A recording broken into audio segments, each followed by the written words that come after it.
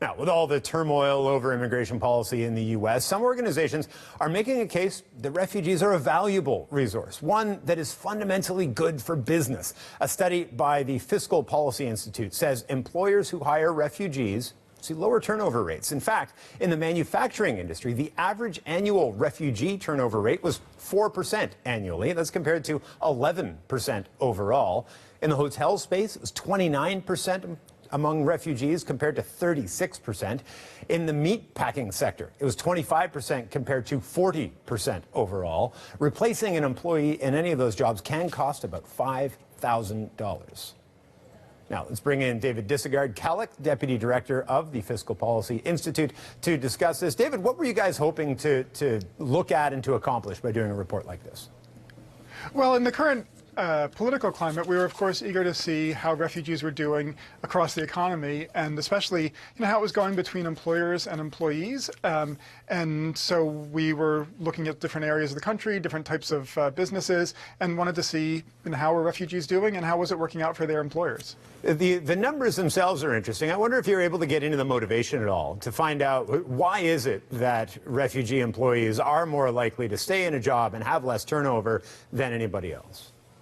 Yeah, we did see that. So I think a lot of the story was that it's not so easy for a refugee always to find a good match. And I think that the employers don't necessarily always make the effort to integrate them into the labor force. And so when employers make even a pretty minimal effort, and it doesn't usually take very much, the refugees then, I think, feel like they found a place where they can advance, where they can do better, where other refugees will come. And so another part of the story of turnover, lower turnover meant also better recruitment for the industry. People would come in, if an employer employs some Burmese refugees and that works out pretty well, then other Burmese refugees come there, and of course that starts to form a community, and people are more likely to stay for that reason as well. Right, and you can sort of see the impact of that word-of-mouth style of the spreading of news in the fact that it does seem to be concentrated in a few specific industries. And I look at those industries, meat packing, hotels, these aren't the highest paid jobs. In fact, they're mostly at the lower end. Does it tell us something about the fact that they were at the lower end, that maybe these are jobs that are harder to fill with more domestic workers?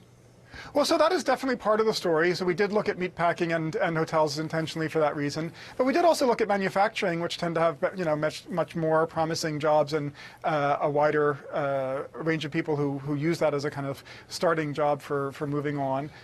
We looked in the healthcare sector as well. So I would say we looked both around the country and at different types of industries and saw a pretty similar phenomenon across the board, which was that turnover was lower. The overall turnover rate was higher in those industries that were less desirable to be working in, but I think the turnover rate was consistently lower for refugees than it was for the overall labor force. There's a broader message in all of this, though, and you look at the situation in the United States, and the debate that exists around that is largely that immigrants come and they steal the jobs and they drive down wages. As I said to our last guest, we don't like talking too much about politics on the show. Right. We prefer economics and policy. When you look at the numbers, what do they say to that debate that it's migrants that are driving down wages, it's migrants that are stealing jobs from hardworking Canadians or Americans? That's really been consistently shown to not be the way things work. I think that what happens is you have migrants coming in and taking jobs and then also using the money that they earn in those jobs to put back into the economy. And then, in fact, you have investment that follows where the migrants go and sometimes is driven by the migrants. So I think that actually what you see is economic growth, overall economic growth, and that helps everybody. And we saw something very similar, I have to say, with looking at refugee employers, that they actually got to be, better managers as they were managing a more diverse labor force. So that was something that was good for the refugees, of course, but it was also good for other people who were potentially being employed there, that they could kind of widen the doors a little bit, get to be better at managing their own labor force. Indeed, that last one's a really interesting point. David, thanks for doing this. Appreciate it.